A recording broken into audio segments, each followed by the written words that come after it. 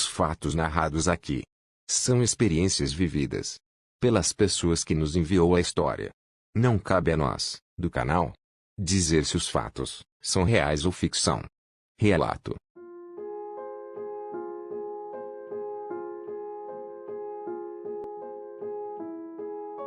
Meu nome é Carlos. Hoje, com meus 48 anos, ainda carrego a sombra do encontro com uma criatura que muitos acreditam ser apenas um mito, contada somente em causos. Mas o que aconteceu comigo foi uma realidade sombria, que ecoa até hoje nas minhas lembranças. Mesmo tendo passado tanto tempo, as memórias daquele ser e seus olhos, brilhando na escuridão, permanecem nítidas. O medo ainda persiste. Ele se tornou uma parte de mim, um trauma existente que carrego em meu silêncio. Fui criado pelos meus avós, Dona Maria e seu Olavo, em Juazeiro do Norte, no estado do Ceará, desde que eu tinha meus 10 anos de idade. E o desfecho dessa história aconteceu quando eu tinha entre 13 para 14 anos de idade. Na época onde morávamos, havia um morador que todos os chamavam de Zé dos Cachorros. Esse apelido foi lhe dado pela quantidade de animais que ele possuía. A matilha que o seguia não era normal. Seus cães tinham um brilho doentio em seus olhos, um cheiro rançoso que os acompanhava. Até mesmo o próprio Zé tinha esse fedor. A vizinhança, já incomodada com a situação, iam falar com o mesmo para tomar certas providências. Mas o homem não dava importância, achando graça da situação. A briga definitiva ocorreu quando meu avô, caminhando tranquilamente perto da casa do tal homem, um de seus cães com seus pelos arrepiados, avançou sem sobreaviso, na tentativa de dar uma mordida em um ataque feroz em uma de suas pernas. Meu avô, percebendo o bote do animal, com seus reflexos rápidos, desviou por um triz, sentindo a mandíbula do animal passar perto demais de sua perna. Meu avô, com o sangue quente de um homem nordestino, confrontou o Zé dos Cachorros, dizendo que segurasse seus animais, senão ele sofreria as consequências. Zé, com um sorriso sarcástico, disse que não era problema dele, levando a uma discussão generalizada. Meu avô partiu para cima do homem, e a vizinhança interveio, separando os dois. Meu avô, furioso, disse que ele teve sorte, e se não fosse os vizinhos, ele aprenderia a lição que merecia. Mas Zé dos Cachorros prometeu que se vingaria, que a hora do meu avô chegaria. Suas palavras vieram como uma ameaça, uma promessa fria. Você vai se arrepender, Olavo. E quando acontecer, você irá sentir o gosto amargo. Não importa o tempo que levará, mas sua hora chegará. Depois do acontecimento, ao cair da noite, as coisas estranhas se intensificaram. Animais da vizinhança apareciam mortos, dilacerados e semi-devorados. Conforme as noites passavam, as mortes dos animais começaram a aumentar, com uma frequência perturbadora.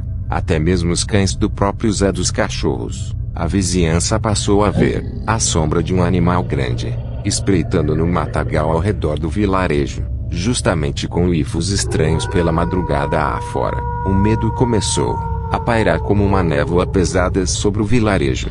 Um pressentimento de que algo muito mais antigo e maligno estava à espreita na escuridão. Com a chegada da quaresma, Zé dos Cachorros se tornou uma figura mais sombria ainda.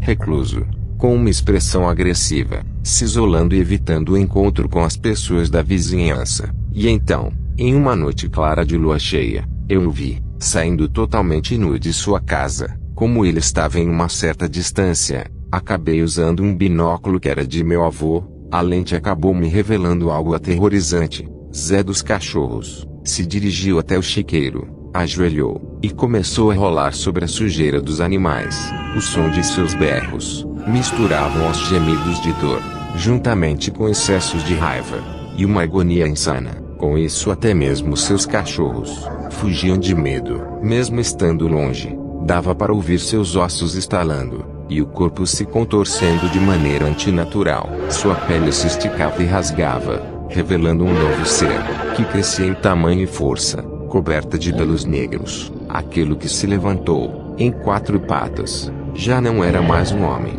era uma abominação, que berrava e grunhia de maneira gutural. Soltando um uivo, se lançou em disparada para a mata fechada à sua frente, deixando um cheiro de cachorro molhado, juntamente com de enxofre. O medo me paralisou. Eu larguei o binóculo. Imediatamente entrei em casa, aterrorizado e ficando em silêncio. Passaram alguns dias, e eu completei 14 anos. No vilarejo vizinho, estava acontecendo uma festa. Pedi permissão aos meus avós para ir, pois queria muito participar. Eles permitiram que eu fosse, confiando em minha responsabilidade, mas com a condição que não voltasse muito tarde de lá, pois era época de quaresma, e era perigoso andar sozinho à noite pelas estradas. Me arrumei, e logo parti em busca do ônibus para o vilarejo, com a promessa de uma noite inesquecível.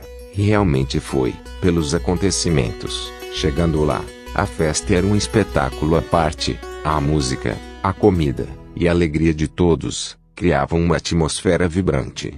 A noite passou tão rápido que, quando me dei conta, já havia perdido a noção do tempo. Olhei para o relógio, já passava da meia-noite, e percebi que o último ônibus já tinha partido há uns 20 minutos, deixando o desafio de encontrar uma nova forma de voltar para casa, e minha única opção era uma longa caminhada de volta. Como não havia jeito, voltei caminhando. A lua cheia, enorme e pálida, era a minha única companhia. Mais de 1h30 de caminhada já se arrastava, e a escuridão parecia se fechar ainda mais ao meu redor. A estrada solitária e deserta era pontuada apenas por vultos rápidos que cruzavam meu caminho, silhuetas de pequenos animais que se tornavam sombras fugazes. Em minha visão, o silêncio opressor da noite era quebrado por sons que me causavam arrepios.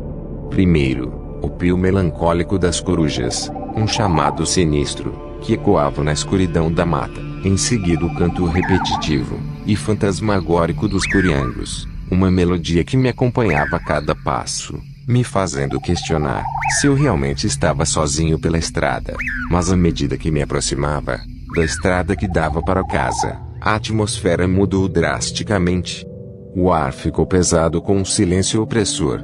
Até mesmo as corujas e os curiangos se calaram. Nem os grilos se ouviam. Caminhando, comecei a ouvir um arrastar pesado, juntamente ao farfalhar das folhas, como se um animal de grande porte me acompanhasse, podendo ser um bezerro, ou até mesmo uma mula, pois esses animais eram frequentes e muitos ficavam soltos naquelas matas, apertando o passo. Notei que aquilo me seguia por dentro da mata. Acelerei os passos num ritmo mais rápido, e aquilo me acompanhava no mesmo ritmo, como um predador brincando com sua presa. Com o medo em forma de desespero, corri o mais rápido que pude. Em certa altura não ouvia mais nada pela mata. O barulho parou, e o medo que me impulsionava me fez parar um pouco para descansar, e foi aí que meu pesadelo se manifestou. Atrás de mim, escutei uma respiração forte e ofegante, que veio acompanhado de um rosnado grave, que me fez congelar.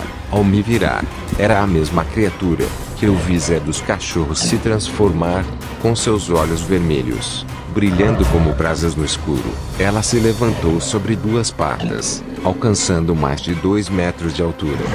O terror foi instantâneo. Novamente o desespero me fez correr, mas foi inútil. A criatura me alcançou em segundos. Fui atingido por uma patada muito forte na cabeça, um golpe que me atirou contra o chão de pedras, me machucando. O mundo escureceu por um instante. Ao retomar a consciência, a criatura me rodeava, farejando e rosnando, exibindo dentes enormes amarelados e um fedor de enxofre e cachorro molhado. Era nauseante. O monstro, se inclinando sobre mim, estava abrindo a mandíbula para abocanhar minha cabeça. Tentei gritar, mas seria inútil. Fechei meus olhos esperando o pior. Foi então que um disparo cortou a noite. A fera soltou um uivo de dor, tão agudo que pareceu rasgar a noite. Mais um outro disparo, agora de pé, feito um homem. A criatura soltou um rugido ensurdecedor. Novamente, 2 disparos feitos, acertando em cheio o peito da fera. Mas antes que a criatura fugisse, ela me encarou com seu olhar frio, e logo saiu em disparada para a mata escura aos berros. Logo alguém se aproximou. Era seu Nestor. Um vizinho de voz calma. Ele havia me salvado daquele monstro.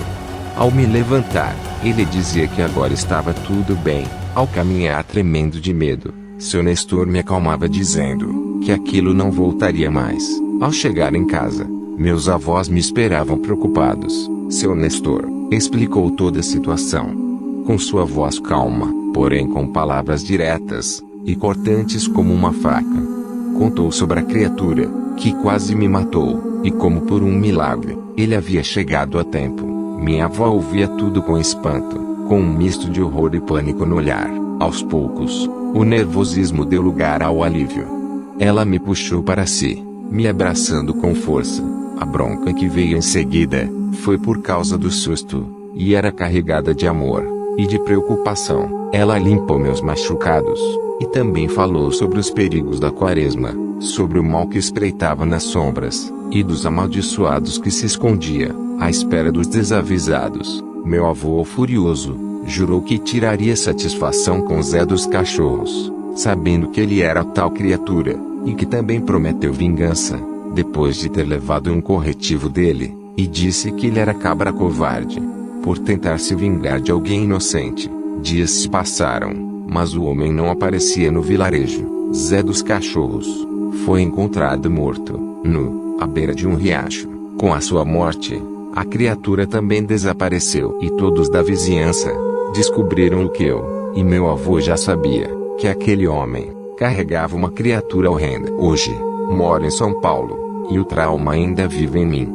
A lua cheia me traz à mente o brilho daqueles olhos vermelhos e o cheiro nauseante do monstro. Eu sei que muitos não acreditam nessas criaturas, mas eu sou uma de muitas pessoas que encontrou de frente com o terror real.